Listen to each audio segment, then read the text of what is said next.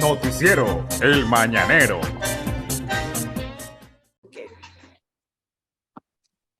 Hola, ¿qué tal, queridos amigos televidentes? Un enorme y cálido saludo de quienes hacemos noticia al amanecer. Como todas las mañanas, me encuentro muy bien acompañada de mi compañera Daira Rendón. ¿Qué tal, Daira? ¿Cómo estás? Hola, hola, ¿qué tal? Muy bien, compañera, gracias por tu apertura. Nos encontramos con el abogado Rogelio Valencia, el cual va a estar con nosotros en esa entrevista. Como siempre, contamos con la mejor información. Así es, compañera. Darle la grata bienvenida al abogado Rogelio Valencia, quien el día de hoy nos concedió este espacio para comentarnos un poco acerca de los derechos de los niños con cáncer y cómo se vienen realizando gestiones en torno a los derechos de quienes son los más vulnerables debido a esta enfermedad. Bienvenido, abogado Rogelio Valencia. Es un gusto compartir con usted. ¿Cómo se encuentra? Muchas gracias, Daira. Muchas gracias, Ailí. Es un honor para mí poder estar en el programa de ustedes. Pues yo me encuentro muy bien y en todo caso presto para las preguntas que ustedes vayan a realizar. Para comenzar, quiero hablar un poco acerca de la situación de los niños con cáncer en Ecuador, en donde su gran mayoría son invisibles dentro de un estado. ¿Por qué me refiero a la palabra invisible? Es que no cuentan con un subsidio adecuado tanto en medicamentos como en sus tratamientos. Es por ello que he venido solicitando que diversas farmacéuticas subsidiadas por el Estado entreguen los medicamentos a las entidades encargadas de luchar contra el cáncer, como lo es Solca, entre otras. Para ello, quiero comenzar preguntándole al abogado, ¿existen derechos en donde se hablen directamente de los niños con cáncer? Muchas gracias, Ailí, por esa pregunta. Solamente para precisar, como asesor jurídico parlamentario en la Vicealcaldía del Distrito Metropolitano de Quito y asesor, por supuesto, de la presidenta de la Comisión de Salud de este mismo gobierno autónomo descentralizado, y también como miembro honorario y de alguna otra manera procurador de la Asociación de Padres de Niños y Adolescentes con Cáncer, hemos determinado que definitivamente esa situación de poder abordar de una manera especializada, puntual y específica el problema de la enfermedad del cáncer en niños, niñas y adolescentes no está adecuadamente estructurado en la norma. Por supuesto, se puede decir con claridad que, de acuerdo al artículo 45, está lógicamente consagrado dentro de los grupos de atención prioritaria lo que tiene que ver con los niños, niñas y adolescentes. Y en el artículo 50, artículo 45 de la Constitución de la República del Ecuador y artículo 50 de la misma Carta Magna, nos refiere el tema de los grupos de atención prioritaria de las personas con enfermedades catastróficas, huérfanas o raras. En todo caso, se entiende que dentro de esa estructura del Estado constitucional y de derechos que tenemos, estarían cubiertos, ¿no?, la protección de esos derechos de los niños, niñas y adolescentes que en este caso estarían enfermos con cáncer. Pero no existe, a partir de la Constitución, una norma específica que identifique el cáncer infanto-juvenil, que es muy diferente al cáncer en general, cuando hablamos de adultos o de todo tipo de cáncer que no sea de niños, niñas y adolescentes. Entonces podemos decir que en la ley sí se habla un poco sobre el cáncer, pero no hay una ley específica en donde se refiera netamente a los niños con cáncer. Dentro de este Estado constitucional, ¿no?, donde impera los derechos, ya no está el imperio de la ley, efectivamente tenemos que hay la consideración para todo tipo de niños, niñas y adolescentes como grupo de atención prioritaria y por supuesto estarían frente a lo que se denomina un doble impacto, ¿no?, de vulnerabilidad por el hecho de que estarían con una enfermedad catastrófica, huérfana o rara. En el caso del cáncer infanto-juvenil, lógicamente es catastrófico. En el sentido de esa parte constitucional estarían los derechos de alguna otra forma sustentados. El problema es que no aterrizar en una norma específica invisibiliza la posibilidad de darle la atención específica y especial que amerita ese tipo de enfermedad en los niños, niñas y adolescentes. Efectivamente, sobre eso no existe una ley. Lo que tenemos es la Ley Orgánica de la Salud. La Ley Orgánica de la Salud trata de una manera general el tema de las enfermedades que son huérfanas que son raras y que son catastróficas, pero en ningún momento hay una especificidad sobre el cáncer infanto-juvenil. Adicional a esto, el Código Orgánico de la Salud, que reemplazaría en su totalidad la Ley Orgánica de la Salud, que es lo que está vigente, en la Asamblea está para un único debate producto de la objeción total que tuvo hace más de un año y que lógicamente ahí también tiene, sin temor a equivocarme, me parece que es un título que habla del cáncer, refiere 3 artículos, pero en ninguno se nombra el cáncer infanto-juvenil. Justamente le iba a hacer una segunda pregunta sobre eso. ¿Se ha debatido en la Asamblea alguna ley que ampara a los niños con cáncer?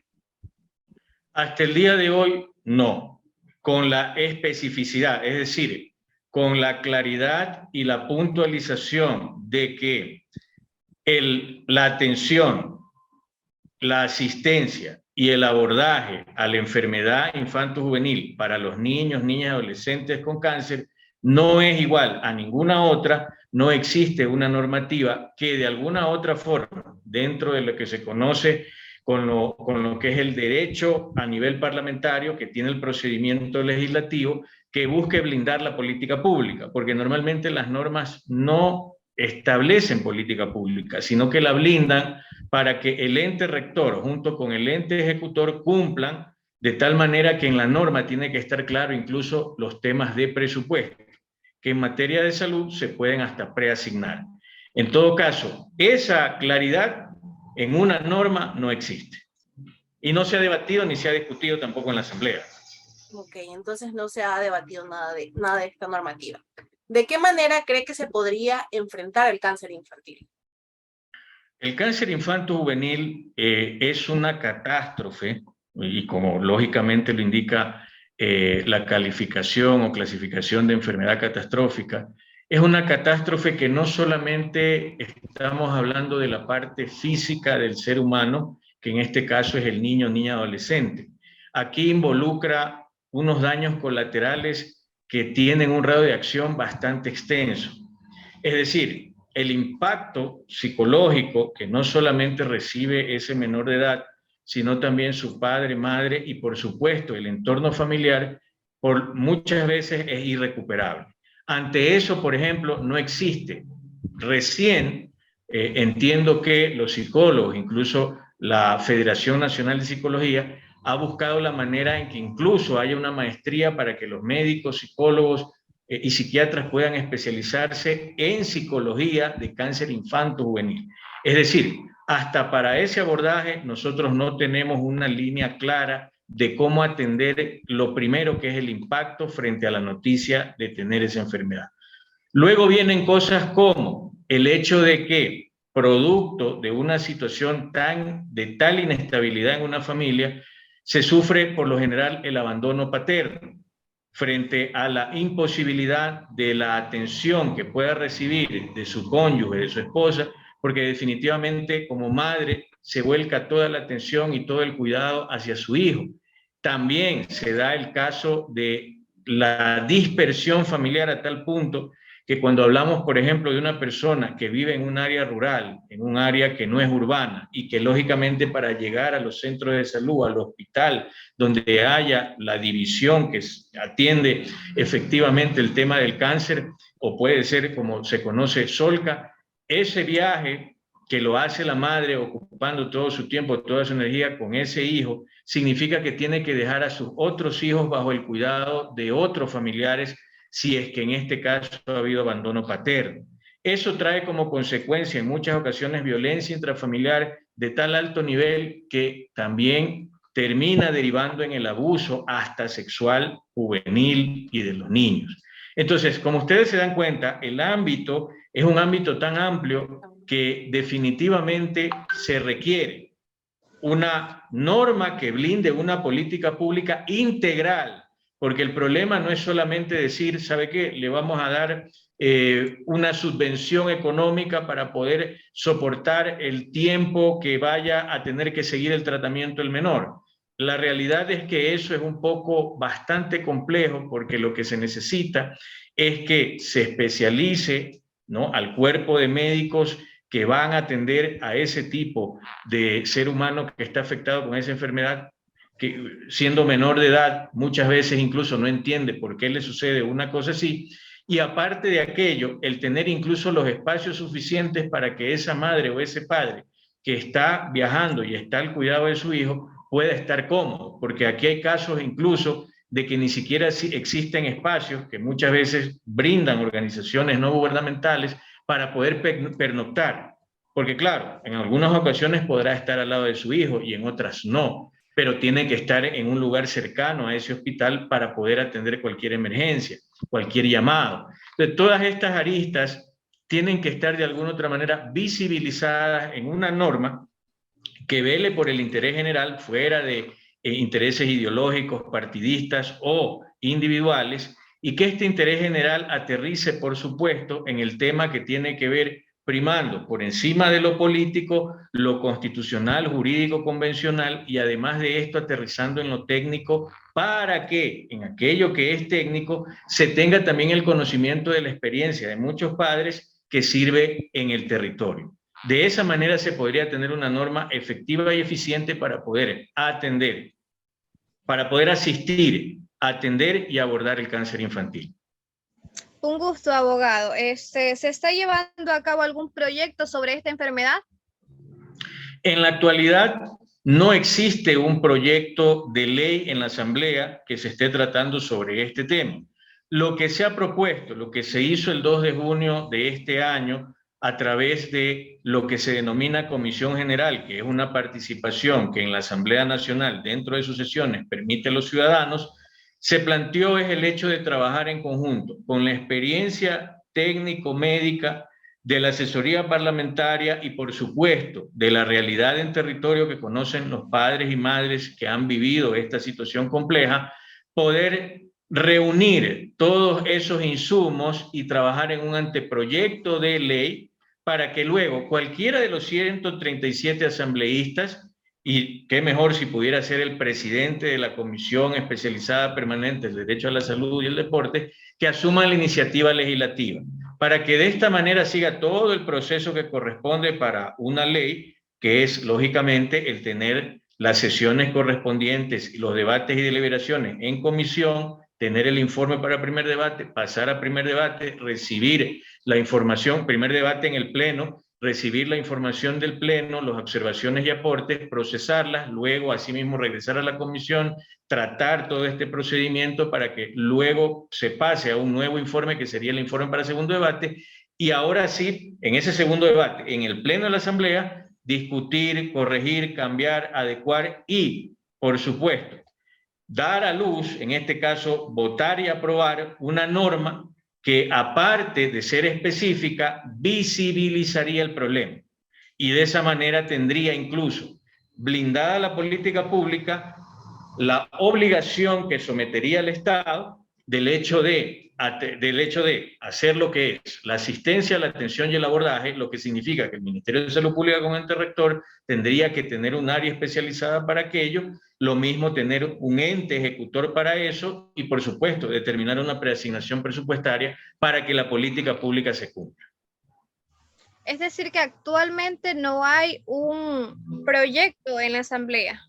No, no existe un proyecto de ley. Lo que sí en algún momento se pretendió desde las organizaciones sociales es presentar una norma que abarque el cáncer en su generalidad. Lastimosamente, para poder lograr una iniciativa legislativa desde la ciudadanía, una iniciativa popular normativa, no es tan sencillo porque hay que cumplir requisitos no solamente a nivel de lo que es el CNE, sino también a nivel de lo que significa la técnica legislativa y, lógicamente, el desarrollo propiamente dicho del texto y su estructura para que realmente pueda aterrizar como un proyecto de ley. ¿Cree usted que debería existir un sistema oportuno para las personas con esta enfermedad? Por supuesto. Hay una cuestión que es fundamental y que nosotros planteamos dentro de este insumo para que se pueda de alguna otra manera atender, acoger y trabajar en lo que en primera instancia sería un anteproyecto de ley y luego un proyecto, que es la detección temprana, es decir, el diagnóstico oportuno cuando existe algún problema en el menor de edad. resulta que esa situación no es tan sencilla en la actualidad, porque aparte de no existir ni siquiera la atención, en este caso psicológica o a nivel de lo que sería comportamental del menor de edad, tampoco existe la especialización específica por parte del médico que pueda estar en el departamento correspondiente, en las unidades educativas, para de alguna u otra forma, de manera oportuna, prácticamente dar la detección temprana, o por qué no decirlo así, la derivación correspondiente inmediata, para que de alguna manera, con esa alerta temprana, con esa detección temprana, con ese diagnóstico oportuno, se pueda iniciar un tratamiento adecuado y puntual a fin de salvarle la vida a ese ser humano. Lastimosamente, como no existe aquello, muchas veces la falta de ese diagnóstico oportuno ha generado que, lógicamente, esta enfermedad, que es muy cruel en cuanto a tiempo y espacio, gane terreno, y muchas veces cuando ya se inicia el proceso, la atención, suele ser no necesariamente en el momento adecuado, sino a destiempo. Generalmente, gracias a Dios, para quienes somos creyentes, mucha gente, muchos menores de edad se han salvado. Yo, lógicamente, conozco de un caso muy cercano familiar. Mi cuñada, que justamente está terminando la carrera de medicina, ella es una de las niñas que se salvó de esta terrible atrocidad de enfermedad catastrófica, pero porque hubo una detección temprana y un tratamiento sostenido, que ese es el otro problema. Puede haber la detección temprana, puede iniciarse el tratamiento del menor de edad, pero resulta que no se sostiene, justamente por estas deficiencias en cuanto a especificidad en la técnica para su atención, y también por esta falta de insumos, medicamentos o incluso de los elementos puntuales y necesarios para que el menor pueda seguir con ese procedimiento médico. Cuando se falla en eso, también se corren riesgos y se pierde todo lo que se puede haber alcanzado. Claro que sí. Llegando a ese punto justo de los medicamentos, ¿qué se podría realizar para mejorar la falta de medicamentos para las personas con cáncer? Efectivamente, ese es un problema de fondo. Lo primero realmente que se requiere y es estrictamente necesario es el hecho de tener esa especificidad o esa especialización, porque los medicamentos que se utilizan para el cáncer de adultos o para ciertos tipos de cáncer en adultos no son ni las mismas dosis ni los mismos medicamentos que se requieren para los menores de edad. Eso ya refiere a un problema mayúsculo, porque sí se tiene un cuadro, ¿no?, de medicamentos a nivel nacional, que es el cuadro que sería el oficial, y en todo caso en ese cuadro no necesariamente existen medicamentos con esa especialidad o especificidad que se requiere para el tratamiento y la atención de los niños con cáncer. Entonces, en este cuadro, definitivamente, mediante normativa, es necesario que se introduzcan como parte del mismo, como ese cuadro nacional básico de medicamentos, también aquellos medicamentos que por su especialidad se requieren de manera general para la atención del cáncer. ¿Por qué?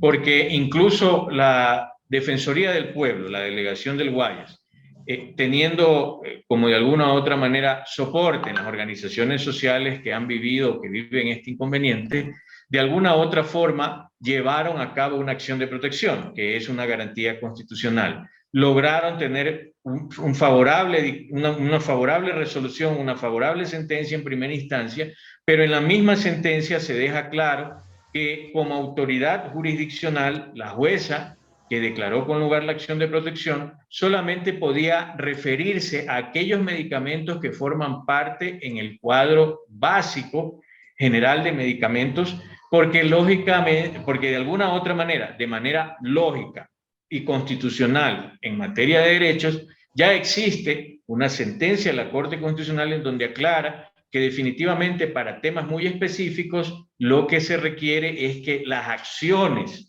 que se sigan por esos temas específicos sean individuales, porque se refieren a tratamientos propios que requiere cada caso, que no es igual, que mejor dicho, que no es uniforme ni igual, sino que tiene sus situaciones específicas y especiales.